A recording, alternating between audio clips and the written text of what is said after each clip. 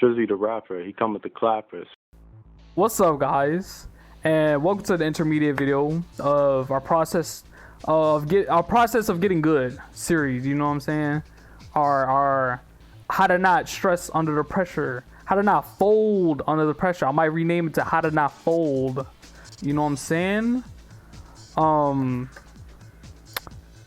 The first topic is realizing that you can't learn or you can't study your opponent and win at the same exact time. So I'm saying you can't realize what's happening to you while you're being pressured by your opponent and while you're not dealing with it. You know what I'm saying? Like let's say, for example, Devilgen. I have Devilgen here.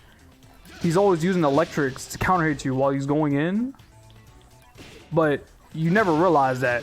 You think to yourself he's just using electrics, and he's just using electrics anytime that he wants to, but in actuality he's only using it when he's up close to you, in which case you can duck and launch him. You know what I'm saying? Or not duck and launch, but you can at least duck and punish him and get your turn back, you know? Because you're not backdashing this. You're not backdashing that. And it's extremely hard to sidestep this.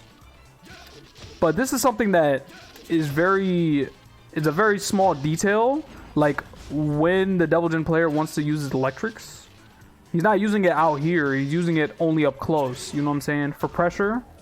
If you block the move, that's a lot of pressure being put onto you, you know?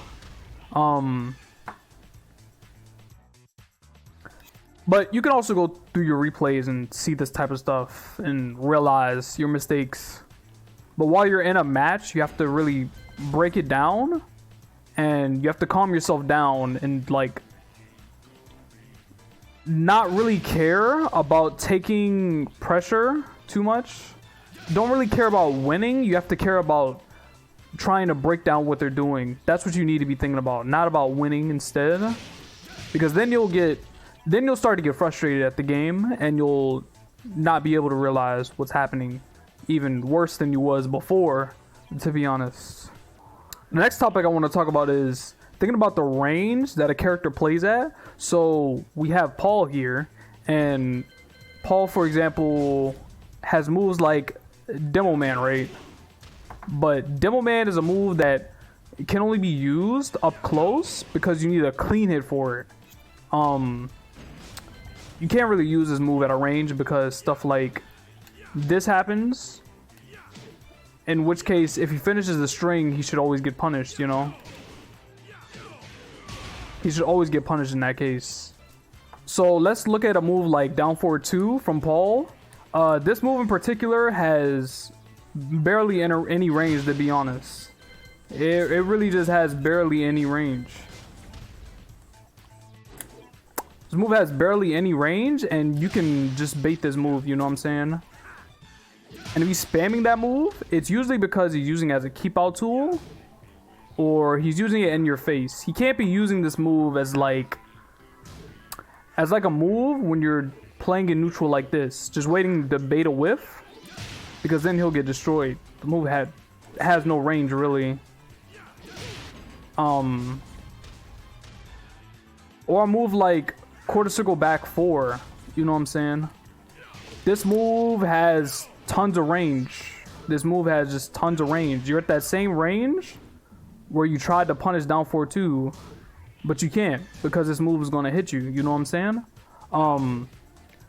Really trying to understand what move they're using and knowing what range to be at is also something you need to pay attention to, because you might get hit more if you're not paying attention to what range you're at, and you could also get hit less if you properly space and really break down what your opponent is doing, you know what I'm saying?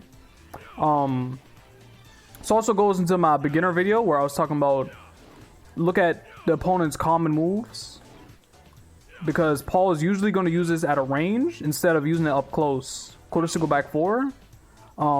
It's definitely a move that he uses at a mid-range. And then we can go back into our Demo Man move, where he has to only use his move up close. You know what I'm saying? he can only use his move up close. So if you see him dashing up to you, this could be a good tell as to what he's about to do next. And if he's ever uses as a 50-50 in general, you know, this could be a free duck. Like, Paul could never punish you for this because they have a bad habit of always doing Demo Man after they dash up. You know what I'm saying? It's a very common thing for Paul players. And then there's also Paul players who, for example, never do Demo Man unless they're plus. You know what I'm saying? They could do something like this into Demo Man, you know? Or, well, I mean, it's not in range. But it's more about, like, if I use the move instead, and then he used Demo Man, you know? Alright. Or, like, Paul players might only use Demo Man when you're up close, you know what I'm saying? Or, like, up close while he has plus frames. So, let's say, for example, I do back two, and then he does Demo Man, you know? I'm minus in that situation, and he just straight up just uses it. That's something else you could pick up on while you're trying to break down what your opponent's doing. But the only way for you to break all this down in the first place is by turtling up and trying to think about what your opponent's doing and not trying to use panic buttons and not trying to think about winning so much. If you start thinking about winning, you're going to stop thinking about what your opponent's doing and how you yourself can apply your offense rather than how you can take your opponent's offense and use it against them, you know? Yeah, I think that's pretty much all I want to talk about. So, thanks for tuning in to my second video. And I'm going to catch y'all in 2 more days on my advanced vid. Glad you enjoyed the video. Don't forget to share and leave a comment. And if you like to see more of Trizzy's content, make sure to stay tuned and hit the subscribe button.